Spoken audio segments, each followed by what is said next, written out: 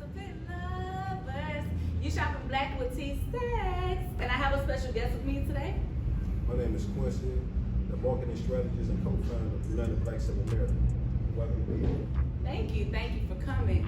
So I have your book here with me today. Can you give me a little background about your book? Well, the book, I am the marketing strategist of the United Blacks of America book. The author is R.A. Porter, which is my mentor. I assisted him with editing the book.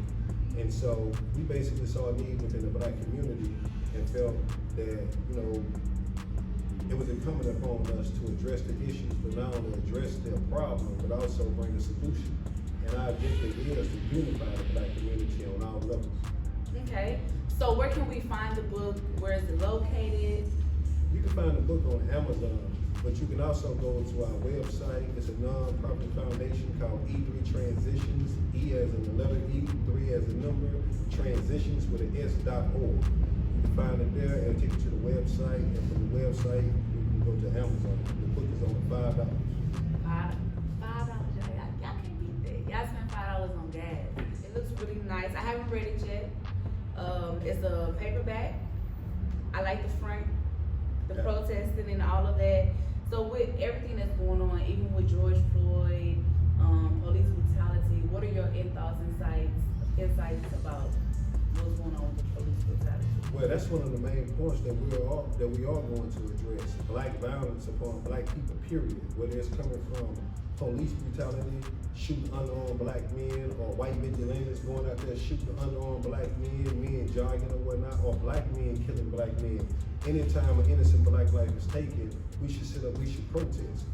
Sometimes, especially with the news media, they'll show a white guy, a white cop killing a black man, and black people get really emotional behind it. But at the same time, they'll show a black man killing a black man, and we don't say nothing. It's like, you sit there and see this black man that killed another black man, and our response to that is, oh man, he caught that boy slipping, man. Right. But then you see this white guy sit there and kill a black man, we're gonna go out there, we're gonna protest and raise hell. No, we should raise hell anytime an innocent black life is taken. Right, it's kind of hypocritical in a way. Like, I don't understand what's going on. So how do you feel about Black Lives Matter? Do you feel like that's just a saying, or do you feel like it actually Black Lives Matter? Well, Black Lives Matter, but Black Lives Matter to black people. I believe in the statement Black Lives Matter because our lives do matter. As far as the movement of Black Lives Matter, I look at the people that are behind it. I'm not against Black Lives Matter, and I really don't have that much intel about their movement, but the faces that they put out front, I question that because sometimes they put the most derogatory, obscene people out front, and they become the spokesperson for Black Lives Matter. So, and at the same time, when it comes to United Blacks of America, we're not here to circumvent any organizations that already exist. We want to complement them, So we're not trying to insert a new entity. What we want to do is bring the organizations that already exist with their resources so that other organizations can benefit from their resources versus this organization doing this over here, this organization doing it over there. No, man, come together like a hand and we can make it happen. So do you think that we could make a change or make a difference with the black community, even though, racism is not going anywhere? No. Prejudice, none of that is going anywhere. So what do you think, or where can we start to make a difference to get the black community back together as one? Because we've been separated for years. Yes. We need, like you said, we need to come back together as one. We need to become as one because we're like the only race that can't stick together, the only race that, grow up, you have to move out when you're 18 or you have to be on your own. It's never, oh, let me help you. It's always every man for themselves, and that's the sad part. That's the mindset that was instilled within us even at a young age. When it comes to the unification of black people, first off, but that E3 stands for edification, empowerment, and education. So we have to re-educate our people.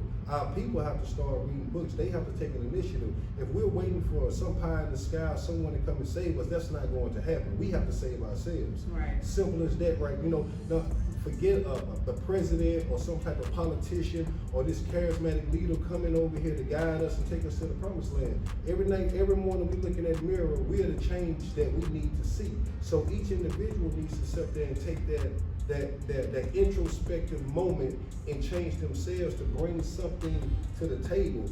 So when you're saying, as far as us being this unified or whatnot, our greatest strength is our unification. And you have program systems out there, social engineering that keeps us divided. It doesn't matter, man. I'm talking about you can go all the way from East Coast to West Coast. We're gonna be divided there. Then when you get over here down south, you're gonna have different states that's plexing with one another. Then you get within the states, you're gonna have different cities plexing with each other. Then you get within the cities themselves, you're gonna have different neighborhoods plexing with each other. Then you get within the neighborhood, you're gonna have the front and the back plexing with each other. Then you go all the way into the home. Now you got your daddy, what I'm talking about, I don't like you because we don't have the same daddy. All the way to the family. So we get to the essence of the problem. We have been programmed and designed, I'm talking about, and bred inside of our homes to be divided. Black families don't come together, most families don't come together until death or some type of tragedy takes place. So it starts within the home where we have to sit there and unify. You have some people who have different baby mothers. I don't want to call them baby mamas, but mothers of our children. Right. So it's like, you even have it at the point to where they can't even bring their kids together because the mothers don't want to come together. But it's like, shouldn't you encourage this black man, to want to unify his siblings with his children with one another and whatnot? So it starts all the way there. We actually have to reprogram ourselves and look at each other differently. Look at each other with with eyes of endearment, with love. It's okay to sit there and tell the next man, I love you with no homo attached to it. There's nothing weak about that. But we think that right there is a vulnerability because through the music and TV, it teaches us we have to be hard. No, it's all right for black men to be sensitive, So, man, because y'all was raised to not cry or show your emotions, but when you get older, you start showing no emotions, and then you get in relationships, you don't know how to emotionally or properly love or properly show those emotions when you need to, but then you react in a different way. Then you start fighting. Yes. Then you start hitting, and then you start ended up in prison and stuff like that. It's just a cycle of repetitive things a destructive cycle. Right. That is sad. Okay, so I know we're on a little bit of politics. So how do you feel about the vice president? Oh man, Camilla. Especially since she's the first black vice president. However, she also put a lot of black men in prison for not just murder or rape or, violent crimes. It was for marijuana. Well, I mean, yes. I mean, you summed it up very well. And when Pence and her were on stage, he addressed that. She strategically bypassed that because she didn't want to acknowledge those acts that she sat there and did against the black community. Now, the black community, some of the black community is like, hey, we got this first female black president, vice president, and that's great right there to have someone representing black women and representing women, period, or whatnot. But after we get past the sentimental part, it's like, okay, what are you gonna do for the black community? Right. Are you going to be diabolical and initiate acts that's going to increase the mass incarceration of black men? Or are you going to get in and you're going to do some prison reform? So as far as that right there, she has 4 years to prove herself because people can change. And from that level, if she can make a change, then that's good right there. But with the United Blacks of America, we're talking about unifying right now. So when that 4 years is up, we'll be able to set that either move her out or keep her in if she kept her word to the black community and made some qualitative change. That's true. So with your book, do you discuss things like that, like what's going on in the neighborhoods, or what are your book trying to, who are you trying to reach as far as your audience with your book? We're trying to reach from the pastor to the businessman, the politician, to the cat that's out there on the street selling dope, carjacking, to the single parent mother at home, to the fathers, to the mass incarceration. any endeavors that involve black people, those are the people that we're addressing. We're addressing them on all levels. And the thing is, we can't do it alone. You know, Right. the book is not an all-in-one book to where it has all of the answers. The book is designed to create conversation so that we have premises to be able to address the issues and talk to one another about it and come up with solutions that affect us now, today, as well as tomorrow. And we are going here, there, and everywhere to reach and teach the people. Amen. I love it. So do you do any like community work? Do you work with young children, young men? What are you doing for our community to give back also?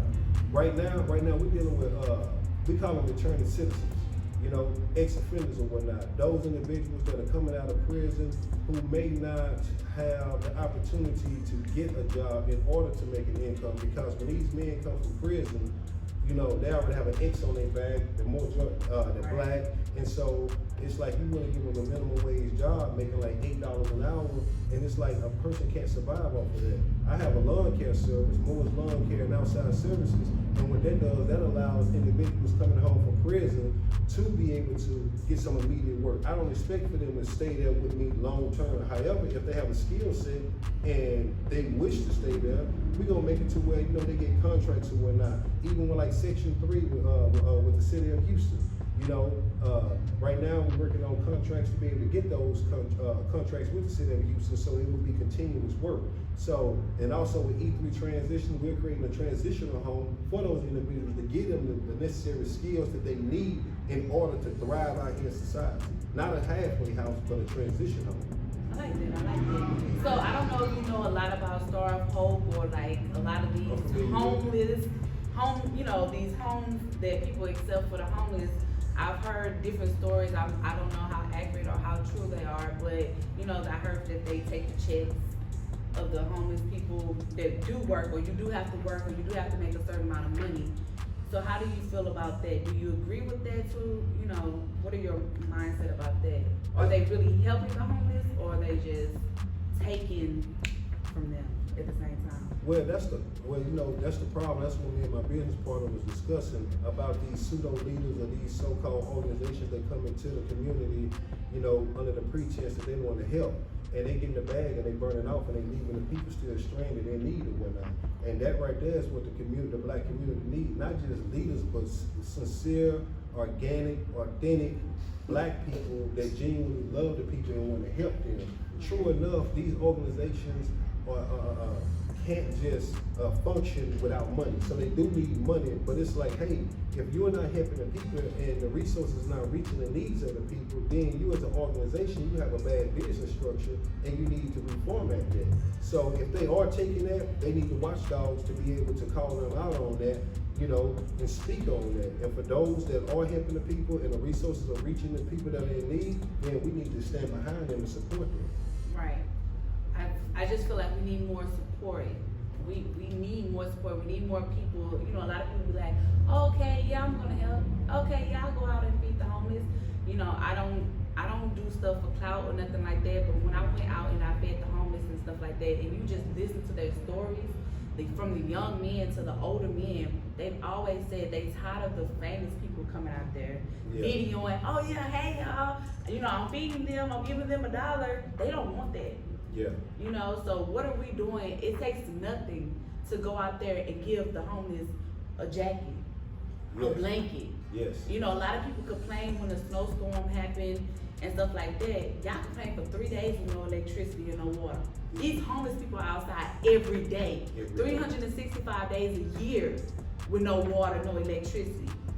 And it's sad. What me and my comrades did in his neighborhood, what he did was he called, you have this app called, it's not the WhatsApp, but the neighborhood app. Oh, your neighborhood watch. And so he put an ad, he did a post on that app and something that said, hey, look, the freeze is coming and we want to collect coats to take out there to the homeless. Man, the people came together, gave coats, went out there and started passing them out. My other comrade, he went out there, he did a shoe collection. He gathered up shoes and stuff, went out there and gave them shoes. So a lot of times it takes common, regular people, you know, ordinary people that do extra stuff, which makes them extraordinary. Right. You know, like you sit up there and say, man, we went out lights and power for what, 3 days, and these people, they live with that all the time. Mm-hmm. So, and so, you know, the thing is, when you have these celebrities that come out, and here it is today, you posting about you giving. Okay, we're gonna see if you're gonna give tomorrow. You don't just give on the holidays, right? You know, holidays and stuff. Okay, you feeding them one day. We want to feed them 365 days. Right. You know, and also not just give them that, but also create resources that they can, so that they can come in and learn how to employ themselves. You know, become employee attractive. You know, so that they can get off the streets. Because a lot of them just want help. Now, they don't know how to ask for help. Now, mind you, there are no, and mind you, because we got to keep it thorough. You have some people out there that are homeless and they choose to be homeless. That's true. Because I done sat there and I done talked to them. They're like, man, they want to tell me their story. Let me tell you my story too, man. You know, I have a story as well. So I'm like, man, why are you out here? If you want my dollar, I'm gonna give it to you. But I already talked to you. No, rap with me. You know. So when I sat there and holler at them, some of them say, man, look, it's easy. I don't have to have no responsibilities. I don't have no bills to worry about. I don't have none of these things right here. Right. So some of them they choose to be homeless, but those for unfortunate situations that are out there that need their resources, need their help, those are the ones that we need to aid and assist. I agree. Mental health. Mental health is one of the biggest issues with homelessness that we don't understand, because, like you said, it's very important not to disrespect somebody. And I agree with you 100%. That's why when we go out and we help people, it's not for show. Right. We're not taking pictures. We're not trying to post it and stuff like that. It's not for show. Yeah, we want to gain that traction so we can get the assistance. Right. You see what I'm saying? Because people that's going to sponsor your movement, they want to see where their dollars are going. They want to see their work being put Right, in. because I was asked that question before when I, made my video. I made a video to go out there, but it wasn't to be like, hey, I'm out here doing this. No, I want y'all to know the money and stuff that y'all donate, I'm giving that out. But at the same time, I want people, my generation, to be able to do the same thing. I'm 29 years old. My generation is lazy. Yes. They don't want to do nothing. They want everything to be given Given to to them. them. They got their hand like this. It's always about me. What about the other people? These are humans out here. What if it was you, your mama, or you and your family outside? You want that same help. People laugh about, oh, they homeless, they on drugs, but you don't know what they've been through. You don't know how they got there. Yes. You don't know what they're going through. Like you said, mental health is a big thing, and even when it comes to depression. Depression is the biggest thing now, especially with the black community. But it's swept under the rug. We don't talk about it because I'm tough. I ain't got to worry about that. I ain't crazy. I ain't got no mental health issues. Nah, man. We need to. That's like with reparations. They asked about like, man, what should we be giving in reparations? Should we get the 40 acres in the mule? I'm like, no, we shouldn't get no cash. We shouldn't give us no cash. Right. Man, what you mean don't give? All we're gonna do is give it right back. With the mindset that we have, if them folks was to sit there and give us $100,000, he gonna go over there and buy a slab, some chains, and everything else, he's going to give it back in material things. I'm saying, look here, man, if these people if we get reparations, then we need to sit there and receive that in unlimited health care, unlimited mental health, to where we'll be able to go in and be able to get psychologically evaluated to help us understand why we're making the decisions that we're making. Because that Willis syndrome is real. It's real. Right. Acts of self-hatred, man, that's real right there. When we begin to make decisions that's not in our best interest or not conducive to our way of being, that's a mental situation. Right. That's a mental situation, no doubt. So how do you feel about gentrification, especially since a lot of it's going on? People always say, oh, we need to buy the black community back. Well, I don't see us buying the black community back. I see other races buying our community, or coming in and with their families and doing what they're doing, but because they understand the art of pooling their monies together. These I believe it was a black family, was like a family of 18. It was up in another state, and they came together and they pooled their money and they brought all of this land. Those people, those black people right there, they got over that Willis syndrome to where it's like, look, I can trust you, Teestaxx. Let's put our money together. Let's have someone to oversee this money, and let's invest our money over here. When black people begin to do that, that's when we'll be able to do what other races are doing. But they understand they can't do it by themselves. There's nothing great in this world that's been done alone. It's always been done with a team. And so it's going to take a unique group of black people to be able to do that. I think we're slowly trying to get it, but I don't think it's like fully there. Even when it comes to like, you know, the beauty supplies and the nail salons, only people you saw was the Asian people. But now I get, you know, black people are starting to more realize, okay, I could do that, I could sell that, I could do that. But at the same time, sometimes people overprice it or things like that. So how do you feel about shopping black? Oh, shopping black. Now shopping black, doing business with black people, that's great. But black people have to come with quality products, and we have to come with quality service.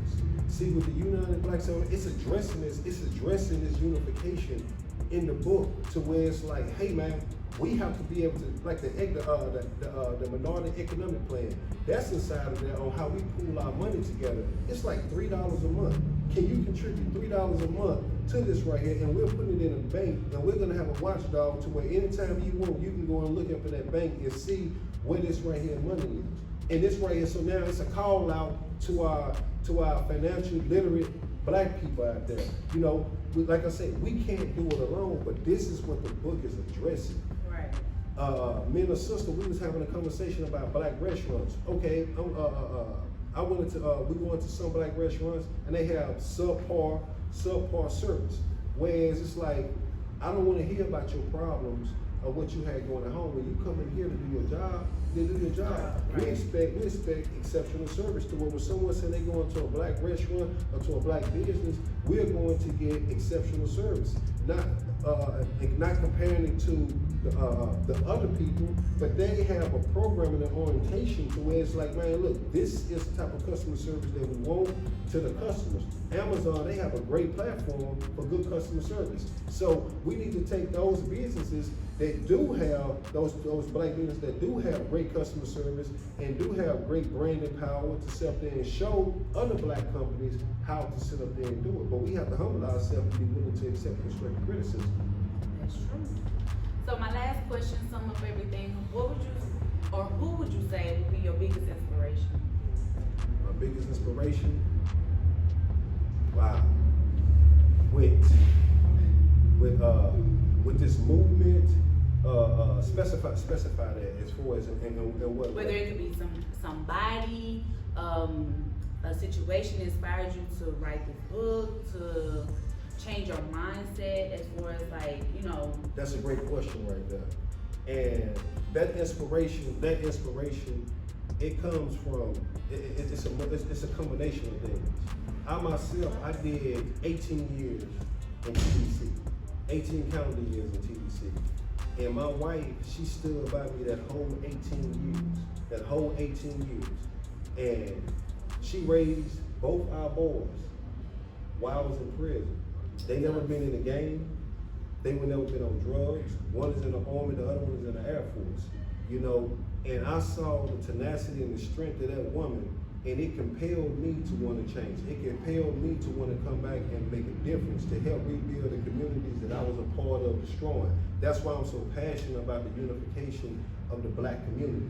You know, it's not just a, you know, hey, I'm trying to sell you a book. I'm trying to give you some information. This is my road to redemption right here. You know, right. I want to be a part of the positive change that's coming back to the black community. Why? Because I was part of the destructive behavior of the black community. I used to be that nigga.